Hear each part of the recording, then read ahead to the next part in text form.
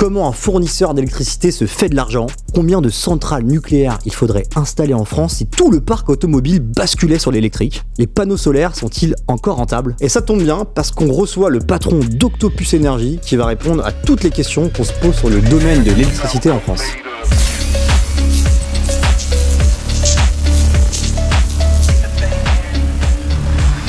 On va commencer avec vous, Lancelot, pour la forme déjà. Super. Ouais, on est bien. Hein.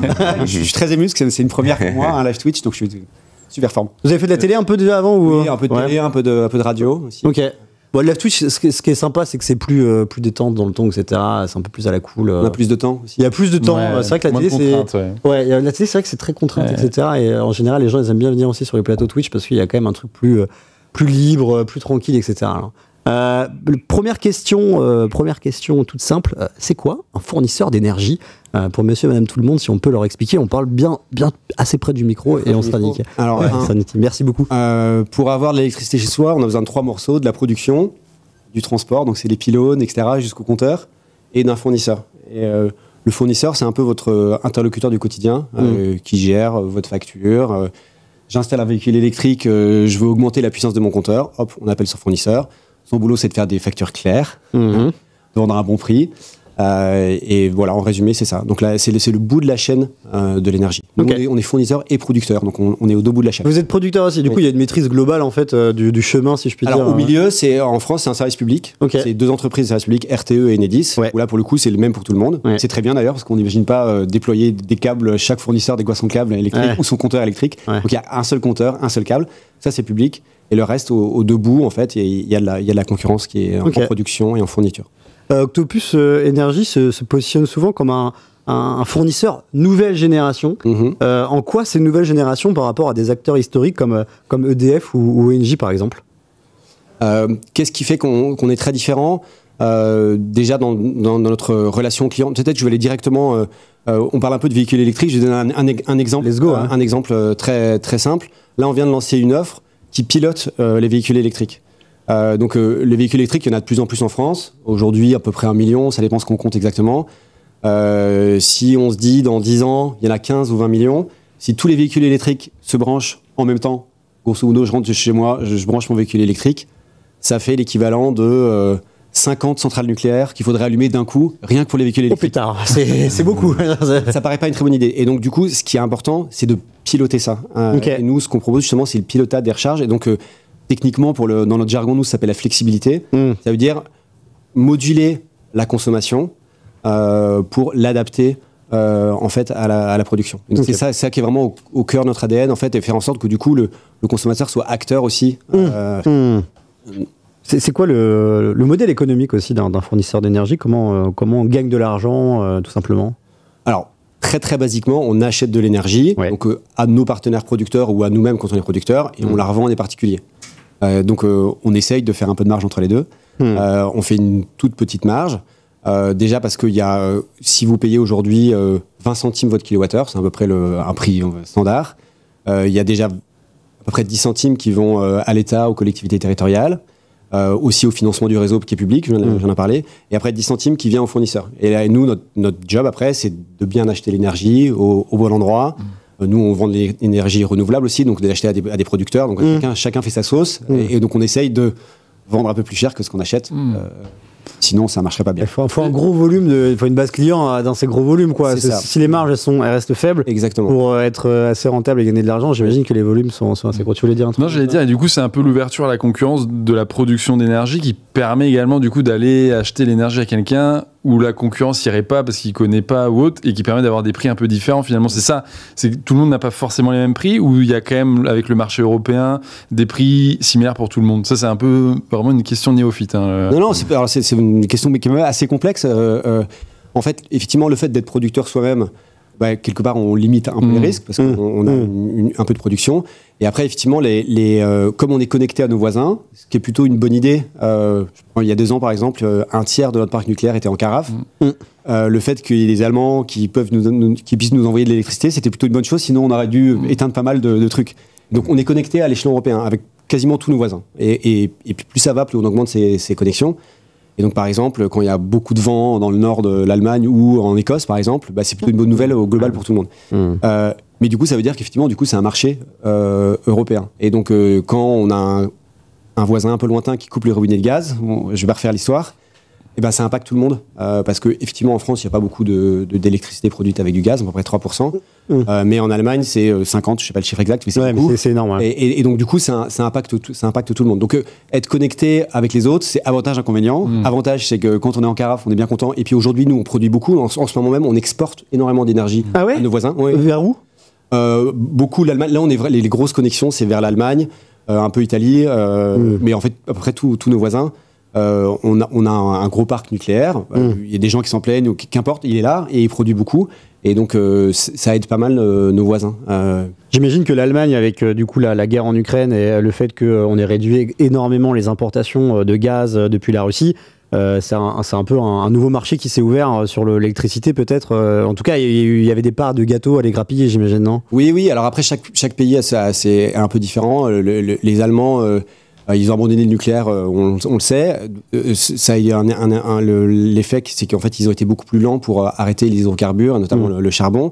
Par contre, ils ont été aussi plus rapides que nous pour les renouvelables. Et aujourd'hui, ils ont en proportion plus de renouvelables que nous. Nous, on est autour de 30% en France. Et les Allemands, ils ont une proportion de renouvelables supérieure à nous. Donc, il y a avantage, inconvénient. En fait. Ok. Et non, j'allais dire, on parlait pas mal de nucléaire là. Il y avait une question notamment qu'on se pose, c'est l'ARENH. L'AREN, voilà. Donc, première question, c'est est-ce que vous pouvez simplifier au maximum pour expliquer ça au grand public ? Et si c'est une bonne nouvelle ou pas, enfin, parce qu'il y a un changement a priori qui va intervenir. Est-ce que c'est une bonne nouvelle ou pas pour le consommateur ? Alors, la réforme de l'AREN, en une minute. Alors, on a le time, on est sur Twitch. Alors, EDF, autrefois, était un monopole. Et donc, tout ce que faisait EDF, c'était nous, vous, moi. Voilà. Et donc, pendant très longtemps, EDF a beaucoup investi et donc l'État français, et donc pour construire un gros parc renouvelable, nucléaire. Et donc, dans les années 80-90, on a construit une 50aine de réacteurs. Et ces réacteurs, ils ont été payés par la collectivité. Et à un moment donné, un peu plus tard, en 2007, on a décidé d'ouvrir à la concurrence. Et c'était pas logique que seuls les clients d'EDF puissent bénéficier d'un truc qui a été payé par nos parents et nos grands-parents. Et donc le principe de l'AREN, c'est de dire, les clients d'autres fournisseurs peuvent bénéficier d'une petite partie du gâteau. Et donc, il y avait pas mal de défauts à ce système. C'est hyper compliqué, mais il y a pas mal de défauts. Du coup, il a été arrêté pour ses défauts. Le problème, c'est qu'on n'arrive pas à trouver un remplaçant qui est moins pire que l'ancien.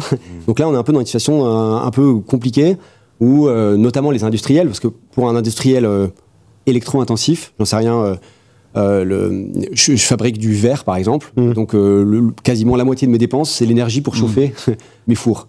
Et donc, ma facture d'électricité, c'est pas comme un particulier, je la regarde au millimètre.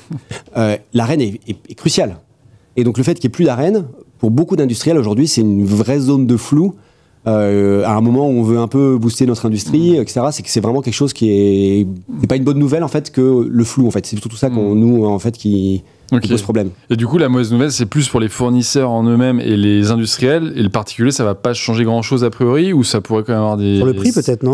Oui, c'est ça. C'est qu'en fait, en France, il y a quelque chose qui est plutôt bien, je trouve, moi, qui protège les particuliers, qui s'appelle les tarifs réglementés de vente. C'est-à-dire qu'on a des gens très très compétents, qui ont des énormes tableurs Excel et qui calculent un prix qui a une forme de prix de référence, qui est un prix juste. C'est-à-dire, on regarde à peu près ce que ça coûte, on rajoute une petite marge, mais voilà, et ça fait ces tarifs réglementés de vente. Ces tarifs réglementés de vente, ils prennent en compte l'AREN. Donc si on enlève l'AREN, en fait, il n'y a plus d'amortisseurs, et si tout d'un coup les marchés augmentent, en 2022, les prix ont fait x100. Et donc c'était vraiment considérable. Et directement, sans l'AREN, les consommateurs seraient pris dans les dents complètement. Là où l'AREN jouait un petit peu un rôle d'amortisseur. Voilà. Régulateur en quelque sorte. Il y a des enjeux quand même assez importants. Oui, et c'est difficile de l'exprimer simplement. Non, mais là c'était bien. Mais en gros, pour résumer, c'est que notre parc nucléaire nous permet de bénéficier de tarifs un peu plus avantageux que si on ne l'avait pas, notamment quand il y a eu la guerre, en effet. Il y a une autre évolution c'est l'arrêté S21 sur les panneaux photovoltaïques. Solaire. Panneaux solaires.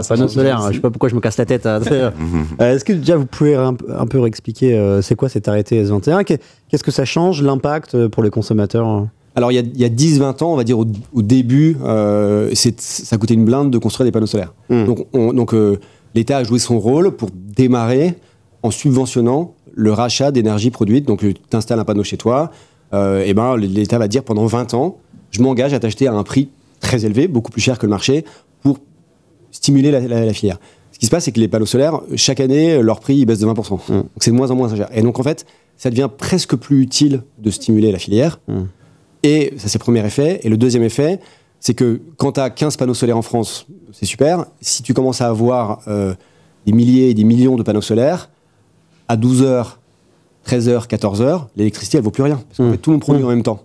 Par contre, à 18h, il n'y a plus trop de solaire. Et donc, en fait, ça se met à produire de l'énergie à un moment qui est un peu moins intéressant en moyenne. Et donc, le solaire tout seul, c'est-à-dire sans batterie, la batterie apporte un énorme avantage, c'est de déplacer la consommation.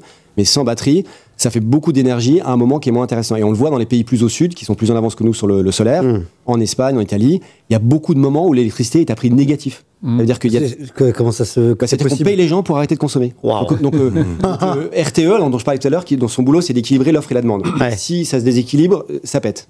Et donc, en temps réel, il faut imaginer des écrans partout. Ils regardent exactement ce qui est produit, ce qui est consommé. Et s'il y a un pic de production solaire, ils vont appeler, j'en sais rien, une centrale éolienne pour dire « Arrête-toi maintenant, et je te paye pour ça, parce que j'ai trop d'électricité, sinon ça va être déséquilibré. » Et donc, ce que faisait l'État au départ en stimulant la filière solaire, c'était une bonne chose, mais plus ça allait, moins ça avait de sens. Et surtout, on achetait 130 €, donc 13 centimes, parce que nous, on achète des milliers de kilowattheures. 13 centimes le kilowattheure, quelque chose qui vaut 4-5. Et quand je dis nous, c'est nous collectivement, avec nos impôts. Et donc, on savait tous qu'il fallait que ça s'arrête. Sauf que ça a été arrêté un petit peu brutalement. Il se trouve qu'en ce moment, on a beaucoup besoin de sous. Un peu brutalement. Et surtout, il faut d'autres dispositifs pour accompagner la suite. Parce que la suite du solaire, c'est solaire plus batterie. C'est là où ça devient hyper puissant. Parce que quand tu installes des panneaux solaires, tu peux faire à peu près 30-40% d'autoconsommation. Le reste, tu vas chercher sur le réseau. Tu installes une batterie, ça change complètement la donne. Tu arrives à 80-85% d'autoconsommation. Donc déjà, tu es plus indépendant. Et en fait, l'investissement de la batterie est assez vite rentabilisé parce que tu consommes presque plus du réseau. Et ça, nous, on pense qu'il faut que l'État joue le rôle d'amorceur, en fait, pour démarrer. Aujourd'hui, il y a à peine 3% des installations qui sont faites avec batterie. Et il faudrait vraiment qu'il y ait beaucoup plus de batteries, justement, pour acquérir cette flexibilité. On en parlait un peu avec les véhicules électriques. C'est une batterie, et voilà, il y a une notion de pilotage qui est clé. Voilà, clair sur le S21. Et du coup, ça pourrait passer par des aides à l'achat de batteries, par exemple. TVA 5.5, si tu installes panneau solaire plus batterie. Nous, ce qu'on appelle, c'est TVA 5.5 sur solaire plus batterie ou sur solaire fabriqué en France. Et donc, tu viens stimuler des choses, la production de PV en France. Il n'y a pas beaucoup de boîtes parce qu'il n'y a pas vraiment... nous, on en vend pas mal, des panneaux solaires français. Ou TVA 5.5, tu mets une batterie parce que batterie, tu viens rendre service au réseau. Le moment de la pointe, hop, tu vas envoyer un peu d'énergie, comme on le fera, j'espère, un jour avec les voitures, mais pas tout de suite. En fait, c'est indissociable. Enfin, on peut considérer ça comme indissociable, les batteries, les panneaux solaires, parce que c'est avoir une batterie de stockage avec des panneaux solaires, c'est prolonger en fait l'électricité produite via le panneau solaire et après les redistribuer du coup chez toi. Et c'est 3%, c'est ça aujourd'hui 3% des installations, oui, c'est tout petit, mais parce que il y avait un peu des effets, par exemple dans le fameux S21, la subvention, si l'État te promet 13 centimes à vie sur 20 ans, tu vas pas aller récupérer sur ta batterie l'électricité et la revendre 13 centimes après. Donc du coup, si tu bénéficiais de ces 13 centimes, tu pouvais pas utiliser ta batterie pour faire de la flexibilité. Là, comme ça a été rabaissé à 4 centimes, c'est vraiment moins intéressant. Là, du coup, la batterie prend tout son sens. Et c'est ça qui s'est passé là en quelques mois. Et nous, en fait, on a une activité d'installation de panneaux solaires et on vend 80% de nos installations avec batterie. D'accord. Parce qu'en fait, on explique le bénéfice que ça change tout. Il y a encore cette période d'éduquer les gens, en fait, entre guillemets. J'imagine, il faut leur faire comprendre à quel point la batterie de stockage elle est importante à côté. Le commandant mortel peut très bien se dire bah non, à quoi ça me sert? Et juste, toi, t'as non? Ta photo solaire, apparemment. Ouais, mais. J'ai jamais réussi à faire solaire. Photovoltaïque. Photovoltaïque et batterie. Mais pour l'instant, c'est des batteries plug and play, vous savez, avec des panneaux solaires. Je crois qu'il y a une photo dans la régie, mais c'est pas des panneaux sur le toit, c'est un petit panneau pour tester. Et en effet, on va tester bientôt là, des panneaux sur toit avec des batteries un peu plus de haute capacité. Je crois que c'est 10 kWh, quelque chose comme ça, pour vraiment faire ce que vous expliquez, recharger la batterie batterie la journée, et le soir, s'il y a la climatisation, enfin le chauffage qui se met en route, le four ou autre, bah voilà, ça vient puiser sur les batteries. Ou quand l'électricité pète dans tout le quartier, c'est pas mal. Hein. C'est arrivé à notre boss Eric qui habite à Nantes. Et un jour, situation assez rigolote, tout pète dans le quartier, blackout total. Et lui, il a sa batterie de stockage avec de l'électricité dedans. Et ça lui a tenu un paquet de temps, mine de rien. Ouais, bah ça dépend s'il faut pas lancer un four, le chauffage. La lumière, tu tiens longtemps. Si tu fais un effet boîte de nuit chez toi, c'est sûr que c'est terminé, quoi. Alors, oui, c'est un argument aussi, en effet. Ouais. Octopus Énergie est quand même très engagé sur l'énergie verte, si j'ai bien compris. Est-ce que vous pensez qu'à moyen terme, on pourra avoir une électricité 100% renouvelable ? Court, moyen terme, long terme, il y a un peu 3 questions en une. Le problème quand on pose la question, c'est que derrière, on arrive vite sur la question pour ou contre le nucléaire, et pour c'est pas trop notre débat. Aujourd'hui, il y a 30% de renouvelables en France. Donc, on se posait la question d'arriver à 100, arrivons déjà à 40, et puis à 50, et puis après on verra. C'est vrai qu'il y a des défis autour du renouvelable. On a parlé du stockage. Et donc, nous, ce qu'on promeut, c'est plutôt plus de renouvelables et de la flexibilité. Et donc là, on en revient un peu sur notre mantra, le fait de pouvoir piloter et notamment utiliser la tech, l'informatique, pour aller piloter des usages au domicile. Okay. J'ai un peu répondu à côté de la question, mais non, ça passe. Oui, bah en plus c'est politique après, aussi finalement. C'est pas que le fournisseur qui décide lui-même de ce qu'il veut faire. Sortir du débat politique. Voilà, c'est ça. C'est vrai. Moi, j'avais une question parce que j'ai bien aimé avec votre offre justement où vous pilotez les voitures électriques. Ah, j'allais en parler. Je t'ai posé la question. Vous annoncez que si 600 000 foyers étaient équipés de cette offre-là, donc qui permet de demander en fait à la voiture de se recharger ou d'arrêter de se recharger selon vos besoins, pour simplifier. Si 600 000 foyers étaient équipés de cette offre, ça permettrait d'avoir l'équivalent de 6 réacteurs nucléaires. Ouais. C'est vrai ça, du coup ? Oui. C'est assez fou comme... En fait, pardon, j'ai un chat dans la gorge. Il y a de l'eau aussi. Ouais. Ah oui. En fait, une batterie de véhicule électrique, on parlait tout à l'heure avec le solaire, c'est conséquent en termes de réserve d'énergie. Et donc, ce que je disais tout à l'heure, c'est que si tout le monde se branche en même temps, ça le fait pas. Et donc... on additionne toutes ces batteries et en fait on arrive à une quantité, une puissance en fait qui est pilotable et qui permet du coup de réguler, parce que le système électrique il est dimensionné sur la pointe. En France, la pointe de la pointe c'est 2002 je crois 100 gigawattheures, 100 gigawatts pardon. Donc en fait c'est l'équivalent de 70-80 réacteurs. Donc c'est-à-dire en plein hiver, tout le monde met le chauffage. Exactement. C'est souvent quand il y a une période de froid qui se prolonge, du coup les sols sont froids et du coup voilà. Et donc, mais en fait, tout le réseau est dimensionné sur la pointe. Okay. Or, en ce moment, si vous regardez, on doit être à, je dirais, à vue de nez, 50, 60. Donc, la moitié, un peu plus de la moitié que ça. Et donc, dès qu'on arrive à décaler des usages, et ben on gagne globalement sur le dimensionnement de tout le réseau, toute la prod. Et donc pour ça, les batteries qu'on installe avec les panneaux solaires sont hyper importants, et les batteries des véhicules électriques sont hyper importantes. Et donc, c'est là où... Voilà. Et on pourra aller encore plus loin avec le V2G, notamment Renault l'intègre sur la R5, qui est la première voiture électrique à l'intégrer en France. On peut rappeler ce concept de véhicule to ride. Tout à fait, allez-y si vous voulez. V2G. Donc c'est un affreux anglicisme, donc c'est véhicule to grid, le grid c'est le réseau électrique. Donc en fait c'est le Graal, parce que pour l'instant Renault le fait, mais c'est plutôt une expérimentation vraiment à grande échelle. C'est que non seulement ce qu'on fait aujourd'hui déjà, c'est de piloter la recharge, donc pas recharger au moment débile, on va dire. Et l'étape d'après, c'est la batterie qui recrache dans le réseau. Donc au lieu de j'arrive chez moi et je me recharge, c'est j'arrive chez moi, c'est la pointe, donc 18h. Et là, mon véhicule décharge sa batterie, donc pas à 0% parce que c'est pas bon pour la batterie, mais plutôt à un seuil qui fait que c'est confortable pour la batterie. Et puis à 2h du matin, quand tout le monde pionce, hop, elle se recharge. C'est fou ça. Ça c'est génial. Les économies d'énergie, elles peuvent se chiffrer à combien si on utilise ce système très régulièrement, enfin cette technologie plus que ça. Alors le véhicule to grid, donc le fait de recharger dans le réseau, c'est vraiment trop expérimental aujourd'hui. Mais avec notre offre qui est là où on fait juste piloter la recharge. Alors derrière c'est de la tech, c'est-à-dire qu'il faut se brancher à chacun des constructeurs automobiles. On va se brancher à leur interface de pilotage et donc si on fait ça, l'économie c'est à peu près 200 € par an. Pour le particulier, vous voulez dire. Pour le particulier qui recharge chez lui. C'est énorme. C'est beaucoup. Et donc c'est de l'argent. Et pour un effort nul. En fait aujourd'hui 70% des personnes qui ont des véhicules électriques optimisent rien. C'est-à-dire qu'ils rentrent chez eux, ils branchent. Il y a 10-15% qui optimisent en dire oulala, il est telle heure, ils vont débrancher, etc. Donc de manière très manuelle, et une toute petite partie qui vraiment vont avoir des appareils un peu utiliser des apps et des choses comme ça. Nous, ce qu'on propose, c'est de le faire pour nos clients. Parce qu'on n'a pas à demander à nos clients de se lever à 2h du mat parce que l'énergie est pas chère en fait. Nous, on a cette information-là, c'est un job qui est compliqué. Et du coup, nous, on gagne de l'argent. Et du coup, on en fait gagner à nos clients. Donc la recharge pilotée, du coup, on divise plus que par deux le prix de l'énergie. Mais et aussi pour tout ce qui est charge pilotée, etc., pour une voiture électrique, ça dépend forcément d'un contrat heure pleine heure creuse, parce que si c'est des tarifs réglementés et lissés à la journée, ça ne change rien de charger la nuit, parce que les prix sont les mêmes, c'est ça? Alors, ça, c'est avec une offre standard. Avec notre offre, justement, effectivement, que ce soit base ou heure pleine heure creuse, qu'importe. Nous, en fait, on apporte un bonus quand on pilote la recharge. Si la personne décide de partir dans 1 heure et veut recharger son véhicule, bah là, c'est pas piloté, donc il paye le prix normal de son électricité de son foyer.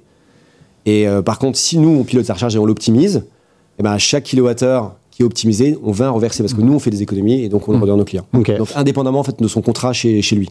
J'avais une question, dernière question, et on a encore du temps ou pas? On a le temps. Alors, non, question pour rebondir là-dessus, c'était est-ce qu'on peut imaginer... On va parler de toute façon.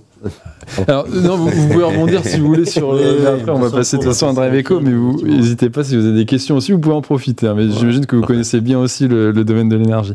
Non, une question, c'était sur les tarifs dynamiques, puisqu'il y a certains pays en Europe où vraiment c'est comme vous, en fait, vous en tant qu'industriel, enfin fournisseur, vous voyez les tarifs en temps réel sur le marché de l'électricité. Et il y a certains pays en Europe où les particuliers ont accès à ces offres, où par exemple, là, ils voient c'est 10 centimes, dans 1 heure c'est 12 centimes. Enfin, est-ce qu'en France, ça peut arriver? Est-ce qu'il y a des choses qui bloquent? Est-ce que c'est à l'étude? Alors, il y a déjà eu une tentative. Il y a un fournisseur suédois ou danois de mémoire qui s'est lancé il y a 2-3 ans, juste avant la crise. Et donc, tarif dynamique, ça veut dire qu'au moment de la crise, les prix du particulier, c'est x10, x100. Ouais. Ma conviction, c'est que c'est pas incroyable comme expérience. C'est-à-dire de se dire, oh là là, tout d'un coup, demain, il faut que je coupe tout, etc. Et donc, c'est nous qui avons cette connaissance. Et donc, ce que je crois beaucoup, moi, c'est au pilotage. Donc on parle de pilotage de véhicules électriques, mais il y a aussi pilotage de pompe à chaleur derrière, une fois qu'on est passé à l'électrique pour le chauffage. Et du coup, plutôt à nous de prendre ce job-là, de faire l'optimisation ultra fine de ce type-là. Donc le pilotage complet, on veut dire les offres avec à total variable, comme tu décrivais, j'y crois un peu moins. Nous, ce qu'on fait pendant l'hiver, c'est qu'on envoie des emails à nos clients qui sont inscrits, qui sont volontaires, et on leur dit demain, de 16 à 18 ou de 8 à 13, ça dépend. Si tu consommes moins d'énergie, on te paye tes kilowattheures que tu consommes pas. D'accord. On te les paye double. Et donc là, si t'es volontaire, tu le fais. T'es pas volontaire, tu le fais pas. Donc on est plutôt dans l'incitation positive. Et au pire, si t'oublies, si c'est pas chez toi, en fait, tu payes juste ton prix normal, quoi. Donc des trucs de ce type-là, positif, j'y crois. Ou alors piloté par nous, j'y crois. La personne qui a son tableau Excel avec ses courbes automatisé, bon nerd. Voilà. Il y a une question de Lordibus dans le chat, on va le voir à l'écran ici. Vos offres sont-elles valables en résidence ou uniquement en maison individuelle? Les deux, mon colonel. Alors, si c'est la question, si c'est globalement nos offres de fournisseurs, c'est fournisseurs d'énergie partout. Si c'est cette offre, donc Intelligent Octopus qui permet de piloter la recharge, oui, il faut que ce soit ta borne de recharge. Donc, si effectivement tu as la borne de ton immeuble, par exemple, là, ça marche pas. Il faut au moins un compteur individuel branché sur la borne. Et donc, ça marche moins quand tu es en immeuble. Ok. Écoutez, merci. C'est passé vite, ça fait déjà une demi-heure. Ok. Et à chaque fois, ça me fait cet effet-là sur les interviews. Ça passe à la vitesse de la lumière. Merci d'avoir répondu à toutes les questions. Restez avec nous. Mais merci de m'avoir invité. En vrai, c'est archi intéressant. On survolté notre verticale 100% dédié à la mobilité électrique. On parle beaucoup d'énergie depuis quelques temps. On a recruté d'ailleurs pas mal de journalistes externes pour parler d'énergie. Donc dans le chat, vous n'hésitez pas à aller voir ce qu'on fait. Et on avait parlé, j'avais vu passer des articles sur Octopus Énergie. Ah oui, tout à fait. On avait relayé l'offre en effet aussi bien pour les panneaux solaires là récemment, je crois, que aussi pour le pilotage de la recharge en effet. Et on voit à quel point ça intéresse les gens. Ouais, ça touche le portefeuille, on peut en plus... Ça parle à tout le monde. Bien sûr, c'est réduire la facture d'électricité alors qu'elle commence à être de plus en plus élevée. C'est intéressant. Elle a piqué, ces 2 dernières années, ça piquait un peu. C'est hyper concret, Il fallait faire gaffe. Moi, je commençais à programmer tout mon électroménager en heure creuse la nuit, etc. Après, c'est aussi pour le réseau. C'est bien, c'est réflexe, ça, c'est bien. Alors, certes, il y a le côté argent, on gagne de l'argent, etc. Mais c'est aussi pour décharger le réseau sur les heures, sur les pics un peu vers 18h, 19h, etc. Donc je m'applique à... Bravo, t'es un bon citoyen. J'ai l'application Hello Watt où je suis un peu ma consommation, etc. Bref, ça reste un sujet, je trouve, très intéressant. Merci Lancelot.